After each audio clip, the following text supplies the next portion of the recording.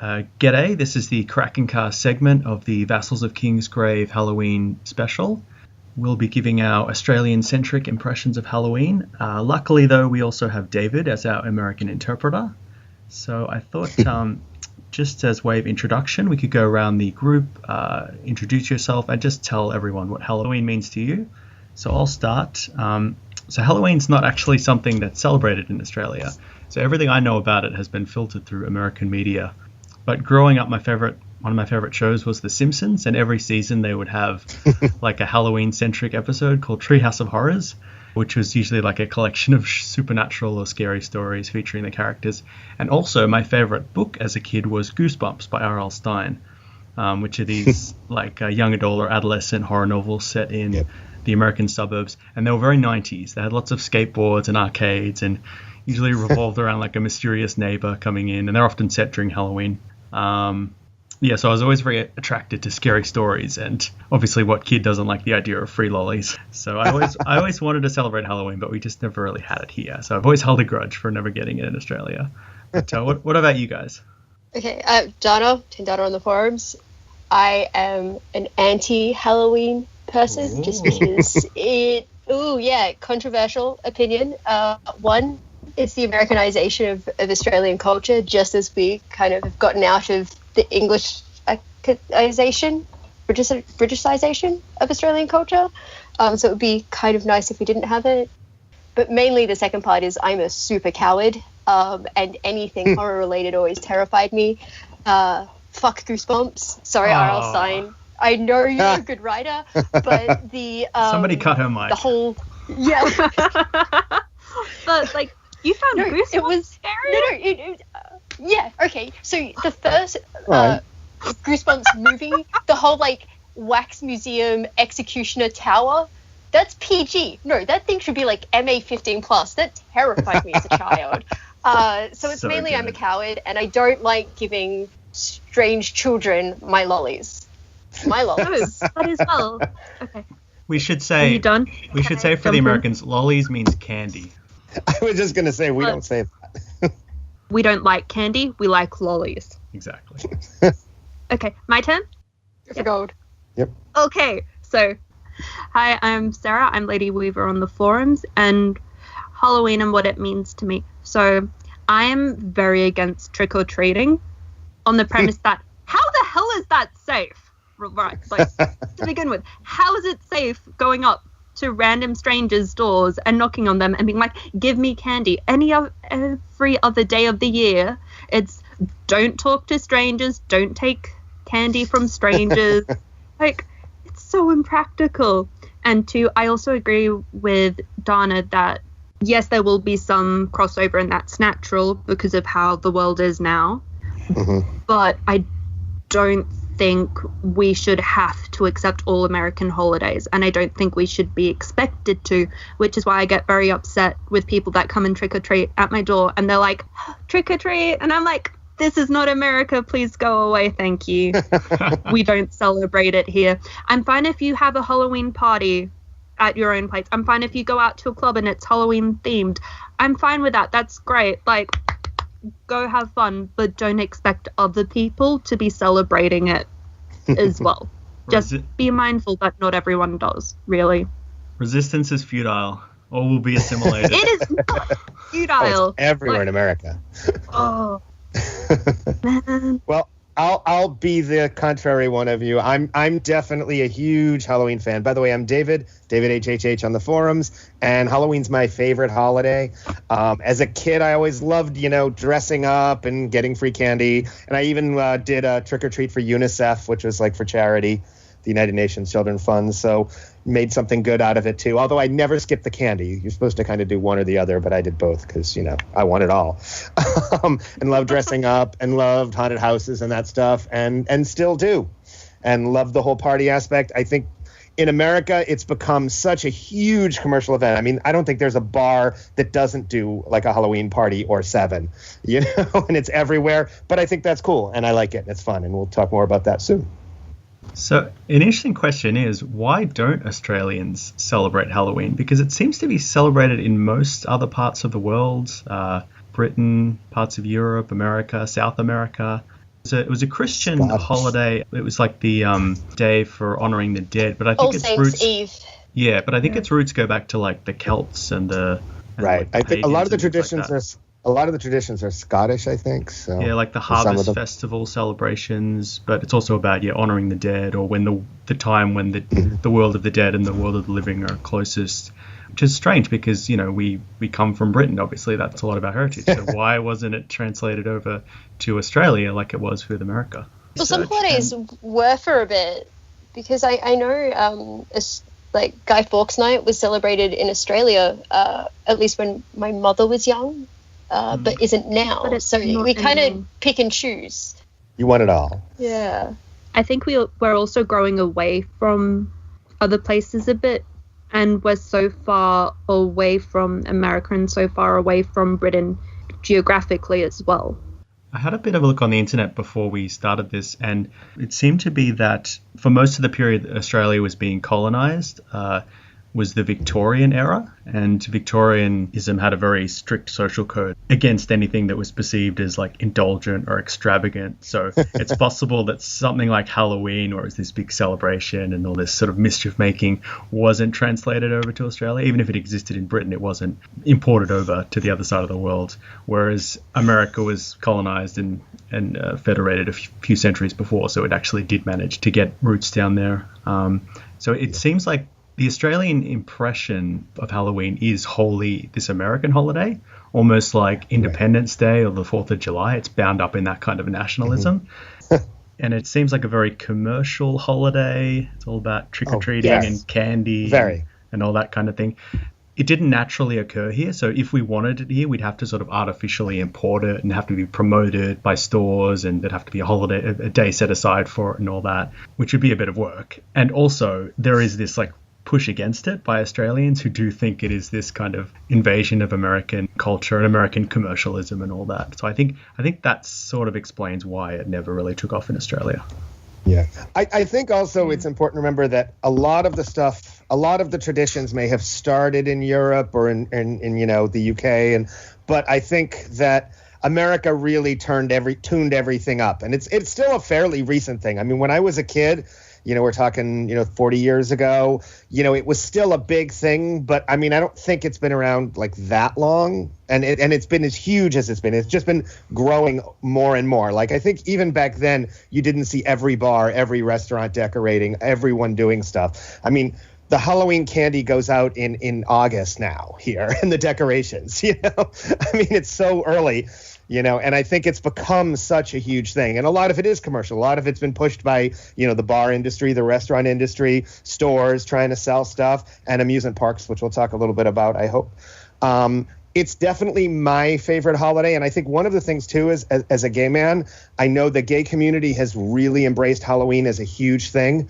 And I think a lot of that is just the fun aspect of it, the dressing up, the being something you're not and pretending, the drag aspects of it and all of that. And frankly, a lot of our culture is wrapped around the bar scene, so it all sort of goes hand in hand. So to me, it's always been like the holiday of the year. Yeah, it seems like what appeals to me about it is it seems like this very cathartic night. Like, you dress up, you have anonymity, you can be excessive, you can be gluttonous, you can, make out with strangers, you can just, and it's this idea of let's impart carnival then. It's the horror element where you're basking in these collective fears and all that. Can you imagine those Victorian people who prevented Australians doing Halloween, like, wee bit of time travel, like, have a look at all these slutty costumes. What do you think now? This could be you. With Australia not having Halloween, it might not just be because it was in the Victorian era, but it might also be because the vast majority of people coming to Australia to begin with were convicts, or they were farmers who weren't necessarily rich and couldn't necessarily afford to be able to do Halloween. Because that could also be Irish, and we're just like, fuck English holidays, like fuck conscription in World War One.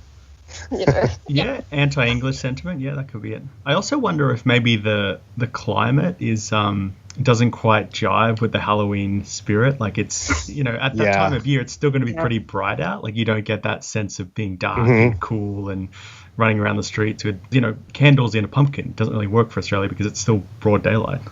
Right. Well, you know what? I think that is a big part of it, too, is that a big part of the Halloween industry here now is definitely, haunted houses and amusement parks doing it. That's one of my other big hobbies. I'm an amusement park junkie, and I love, almost every park in America now does a Halloween event. Universal is one of the big ones, although the very first was at Knott's Berry Farm in California back in '73. So it's still a fairly recent thing. And there were some haunted houses before that. Knott's Berry Farm. It's an amusement park in California, right outside LA. Knott's Berry? Knott's. K-N-O-T-T-S. Knott's. But nuts are already berries. Anyway, Knott's. sorry. I'm fine. Totally different word. Hey, so yeah, one of the very first amusement park Halloween event was at Knott's Berry Farm in 1973, and that was a huge thing. And I think they got the idea because Disneyland in '69 opened their Haunted Mansion, which was like a massive, massive thing, and people love it. And there already been some haunted houses and amusement parks, but that really changed everything. And that event did so well that everyone started doing it. Universal did it, especially in the past 20 years. You've seen them explode. And around the world now, you see even your Warner Brothers Movie World in Gold Coast in Australia does a Halloween event. And Universals around the world do. And I actually happened to be overseas about 5 years ago around this time of year, and parks were already doing their Halloween events in Asia. Now, Halloween isn't very big in Asia. It's mostly they have their own holidays for the dead, but they have started – they're starting to pick up basically on the American tradition because a lot of Asian, particularly Southeast Asian, like China and Korea and Taiwan, seem to like a lot, in Japan, like a lot of American culture. So they're doing it kind of as a copycat thing. Mm-hmm. But Disney does it now. Universal does it. I went to the first Halloween Horror Nights in Japan, and it was massive. I've never been in a busier park in my life. Lines were 5 hours for the haunted houses.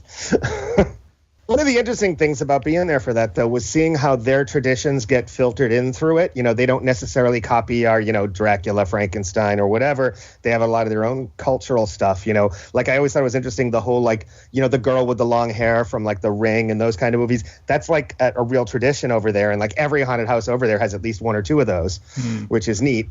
I was trying to think of some Australian horror stories that could be woven into Australian Halloween, like the Bunyip, or I don't know, are there any other monsters? I guess crocodiles. Ivan Milat, yeah. Serial killers in Adelaide. Babadook. Yeah. Jellyfish. Most of the animals. Yeah. Most of the spiders. Actually, sharks. Dingoes. Yeah. Little yellow crochet jackets in their mouths. Oh, God. It's interesting. Oh, God, that was super dark. I'm sorry. It's okay. I've been to 1,000 amusement park haunted houses, and I don't think there's very few animals involved in them. It's usually, monsters and dead things and stuff like that. It's interesting. Now you mention it. It's human fears and the Featherfoot. Yeah. That's always one of the ones that creeps me out. What's the Featherfoot? The Featherfoot, I think it's northern WA, but when it's an indigenous tale of when you do something wrong, the Featherfoot will come and get you during the night, and all that is they find your dead body, but it's cut pretty much groin all the way up to your chin. Oh my! And you're going to die because you find something underneath your pillow the night before. It's super creepy. A feather. It makes that's awesome. That's neat.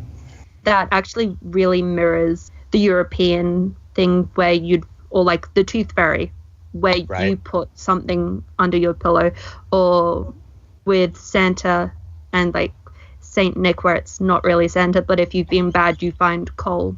That's actually really cool. That it's sort of marked. That's awesome. Okay. Just following along from what you were saying, David, scare tourism does seem to be a hugely growing industry, whether it's going into these simulated haunted houses or paying people to sort of kidnap you and terrorize you, or walking through these historically scary places like old castles or graveyards. Or I was in Tasmania a few months ago, and there's this infamous convict settlement called Port Arthur, where lots of horrendous things have happened, massacres, things like that. And basically at night they would take us around on a ghost tour, and they would just take us to each building and explain all of the horrible things that were happening. And there wasn't actually any spectacle, there wasn't any fake ghosts, we didn't actually see anything, but just creating that aura of dread was really effective, and actually standing in those ancient ruins. So the darker side of history. Yeah, the Fremantle temporary haunted house. prison does that, and it is legit terrifying. Yep. It doesn't really help that wanna most of go. the prison walls, instead of having barbed wire, they were too cheap, so they just have like broken beer bottles on top of the walls just to make it. And there's all these horror stories of like, you know, because people were hung there back in the day, and they did kind of have a dungeon and Moondyne Joe, and you know, people used to throw themselves off the top to kill themselves and all that kind of stuff. Everyone works it. Everyone tries to take advantage of it and make money. I mean, I live in Massachusetts, which is home to Salem of the witch trials, and let me tell you, it's the hugest tourist trap this time of year. Especially that weekend of Halloween, if you want to go anywhere near there, you're waiting in line for hours for tiny little haunted houses that, you know, that everyone who owns anything throws together a little haunted house so that they can make like $20, you know. And it's become such a thing, you know. Like you were saying, prisons, hospitals, mental asylums. You know, any of those places or that formerly were, or they even pretend they formerly were, will do that. You know, there was one of the biggest haunted houses in the world is at an amusement park in Japan, Fuji-Q Highlands, and they have a haunted hospital that takes something like 45 minutes to go through. And really cool. You sort of wonder about the ethics of making entertainment out of misery, but in a weird way, it's the only way the stories are preserved and given life again. It's like you can see into those worlds because the stories are continually being retold like that. Well, I mean, modern Salem isn't actually where Salem Village was. Right. So it happened at an entire different place, but they really just like, we have the same name, come visit us. Kind of thing. And it's yeah. I have friends who live there, and they're like, we hate it because we can't even drive. We can't do anything. Well, it's like having like an entire economy based off horror, which is kind of cool in a way, but terrifying. So with the Port Arthur one, did they go into the whole 1996 thing, or did they just stick to convict history? Because it would be really weird if they went into that. Yeah. No, it was only colonial history. There was... Okay. There was like this shooting that happened in 1996 at the Port Arthur Heritage Cafe. Yeah. But basically that was the reason they essentially put in really strict gun laws in Australia. But we don't need to go into that too much. Yeah. I was just saying, one of the things that I think really has helped, you know, Halloween become so big is just the rise of horror movies and horror TV shows. I mean, you now have, you know, the two biggest shows on TV. You have Walking Dead with zombies, and you've got, you know, Game of Thrones, which finally now has dragons and things like that. And more zombies. Yeah. And you also have American Horror Story, which changes it up every season, and that's been going for how many seasons? There's obviously a market for it. Even before that, you had Buffy. Everything, Yeah, which and did tons of movie and franchises. Supernatural is like season 15. Yeah. Did we want to mention some of our favorite horror movies? I haven't seen that many horror movies, but I really liked Misery when I watched it recently, and that's more of a psychological thriller, and it was incredibly well done. It was incredibly good, and Kathy Bates is amazing in it, so I'd recommend seeing that one. The Cars that Ate Paris, because if someone takes this recommendation, they're going to sit through 2 hours of shit. Whoa. But they won't take it if you say that. Convincing. No,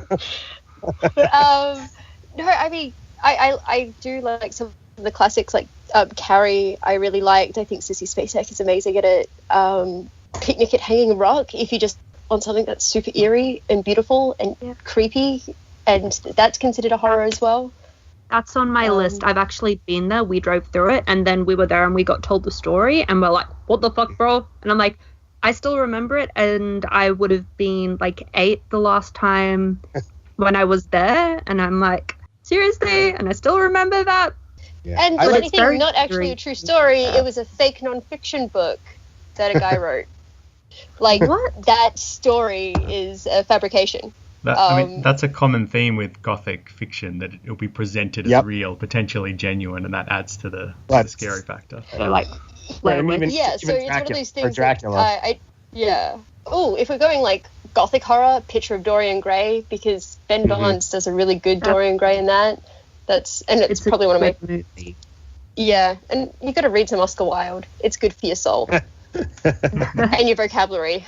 For me, I've never been a fan of the like slasher horror genre, because I guess I always preferred the supernatural or that kind of stuff, because I mean I feel like, yes, a guy with a knife is scary, but I can shoot. So I can protect I can shoot him, I can watch, I can run from him. But if there's a ghost coming after me, or a zombie or a monster or something, that I don't really know what to do, So I find those, like, probably my all-time favorite horror movie would be the original Poltergeist.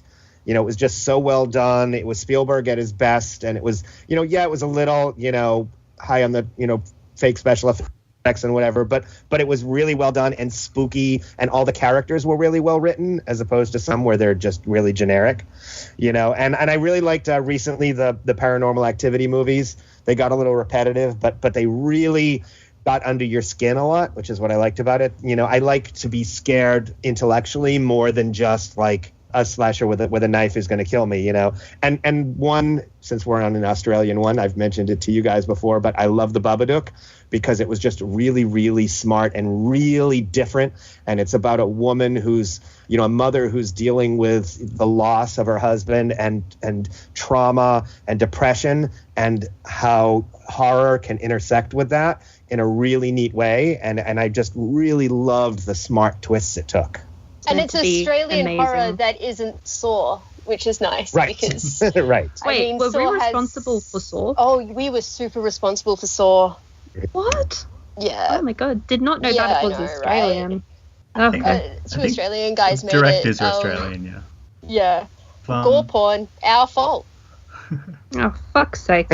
At least we didn't make the human centipede, right? Yeah, but would that have been we can be made thankful. without Saw? True. That's God true. damn it. Why not have been? And this is the part that I'm looking forward to. Duncan, tell us about your horror movies. Yeah, I was going to say, yes. Please. You're the big fan. I'm a huge horror fan. For our international listeners, I've compiled some of my favorite Australian horror movies. So if you guys have seen any of these, feel free to chime in. But the first one is from 2008. It's called Lake Mungo, and it's a psychological horror film in the found footage documentary style. And it depicts the drowning of a teenage girl in a rural town and her uncanny reappearances in the family home. And it's more creepy than outright terrifying, but it's very well acted. And it's sort of about, a bit like The Babadook, I guess. It's sort of about the maddening process of grief. And it ends with one of the most bone-chilling shots ever. And the next one is from 1978. It's called Long Weekend. And it follows a couple who go camping in the bush for the weekend, and they end up bickering the whole time and trashing nature wherever they roam, until eventually nature fights back and the local flora and fauna attempt to kill them. And it's a very silly premise, but the execution is actually quite thrilling. And it's also a great, just on the topic of sort of gothic Australian, it's actually a great portrayal of white Australia's paranoia about the Australian wilderness. Oh, wait, just real quickly, do not watch the remake of Long Weekend. It's so bad. Yeah, it's with It's Claudia got the guy that Carvin, played Jesus in it, and it's so bad. Yeah, I heard it was bad. I haven't seen it. Oh, atrocious. Didn't realize it was a remake. Wish I hadn't sat through it. The original's better. I mean, it's not like the best film ever, but it's just like it does what it set out to do. And the next one is from 1982, and it's called Next of Kin, and this is basically Australia's version of The Shining. It's about a woman who inherits a retirement home in the outback and goes to check it out, only to be lured into a parallel dimension of Lynchian nightmares. And it's a stunningly shot film with very unique imagery. That one's probably pretty hard to find. I think it might be on the streaming online somewhere, but I doubt you could get a DVD of it. Even in Australia, you probably couldn't find a video of it. The next one is from 2011, and it's called Snowtown. And I think it might be called the Snowtown Murders in America. And it's based on the true story of a series of grisly murders in Adelaide during the 1990s. Now, this is a very disturbing film, but it's also, the way it's shot is quite mesmerizing. It's almost indifferent in its realism. It shows how everyday people can fall under the control of a charismatic monster. But that one is not for the faint of heart.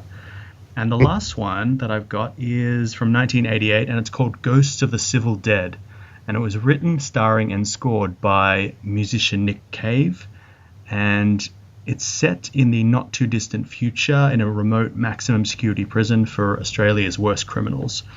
And it's more of a drama than a traditional horror film, but it's also very frightening for what it reveals about the routinization of violence and also the way that the state encourages violence in order to justify authoritarian control over people's lives. And I've got a special mention as well. Anyone who likes schlocky exploitation horror films, there's a movie called The Howling 3: The Marsupials, and it's got lots of gore and nudity. Oh no! And also, if you ever wanted to see a woman give birth to a werewolf and then watch the baby werewolf crawl into the woman's pouch, then this is the movie for you.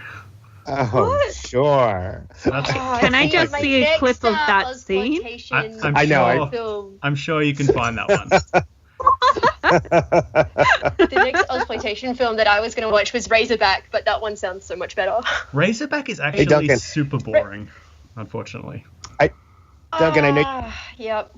One thing I would say also I didn't mention is even it's not movies, but I like TV horror too. American Horror Story is great. But X-Files in its day, the best of the X-Files episodes weren't just the like weird alien stuff, but were the really creepy monster ones. There were some really great ones in there, like Tombs and a few other things that were just so well done and really, really genuinely scary. And I'm also a huge Doctor Who fan, and there's a lot of crossover with horror in Doctor Who. So some more gothic horror, some just monsters attacking or whatever. But it's fun and I like it. So. The first few seasons of the X-Files are riveting. Like there's an episode called Beyond the Sea, I think, where Scully meets a serial killer that can tell the future or something, but that is amazing. And the Flute Man. Is it the Flute Man or the Fluke Man? The guy who lives in the sewers? Yeah, that's another great one, yeah. That was creepy. If we're talking TV episodes, Buffy Hush, that has to be up there of like one of the most creepy 40 minutes of my entire TV watching experience, because that was so well done, and it's done without music or sound, and the men just are terrifying and creepy, and the lead one is played by, I've just forgotten the actor's name, and he's the eye hand guy from Pan's Labyrinth, and I think he's Abe Sapien as well in Hellboy. That means he's also in The Shape of Water as the water guy again. Which, if you didn't hear, just won the Venice Film Festival Award. Yeah, I'm so excited to see it. Like, so excited. Okay. All right, confession, I've never seen Buffy. Me either, actually. I will see it. It's on my list. I will see it. Yeah, one of these days. I'm making my person watch it at the moment because he never saw it. And I didn't see it when it came out because, once again, scared child. Right. I watched it with Mum. Like, I was meant to be napping and Mum was watching it, and I'd sleep for a little bit and then I'd go watch it with Mum. That's how I watched a lot of TV shows from the 90s. It's awesome. I kind of think it would be interesting to have a podcast just about scary movies in the lead up to Halloween. Yeah, absolutely. Yeah. We did a horror movie roundtable a couple of years ago. We should do another one. Yeah, after the Ozploitation, the film, they list every film they reference in that documentary. And I want to go through a lot of them. Like, I really badly want to watch Patrick, because that one looks fantastic. And that's like another late 70s Australian horror. And then there's one with like Jamie Lee Curtis, and they're going across the Nullarbor. Road Game. Yes, yeah, Road Games. Yeah, Road Games. There was one in Razorback is now off that list. It looks good, and the monster's pretty cool, but I don't know, just watching it, you kind of fall asleep. Howling 3, I think, we'll replace that one because that just sounds better. I know, crazy. We have to see that. Yeah. It's so. We expect links. Gross. We expect links. We expect links, Duncan. You'll have to go to the dark corners of the internet to find links. Probably. No, there's another one in Not Quite Hollywood. There's a horror movie about a Mr. Whippy van that goes around killing people. What? Like the van, not the people? It's an ice cream truck that like stalks. I can't remember the actress' name. She was in Sea Change. Well, sometimes that's the scariest stuff, when something from normal everyday life becomes scary. Like, there's one of the classic Doctor Who episodes features these alien creature thing that can take over plastic, and it actually takes over shop window dummies. And like there's a scene of them breaking through the windows of stores and walking down the street, and their hand comes down and there's a gun and shooting people. But that was like considered like one of the great classic episodes. And just because the horror of this shop dummy will kill you. I really like Doctor Who for the scary ones. the ones with the weeping angels. Yes. Those ones are just terrifying. Like, all of the episodes with weeping angels are fucking terrifying. Snapshot is the name of the evil ice cream truck movie, but it was released in the US as the day after Halloween, so they're trying to cash in on the Halloween series. Of course. All right, I think that's everything. Should we wrap up? Send it back to the Americans. Thanks, guys. Bye. Have fun, Americans. Bye, everyone.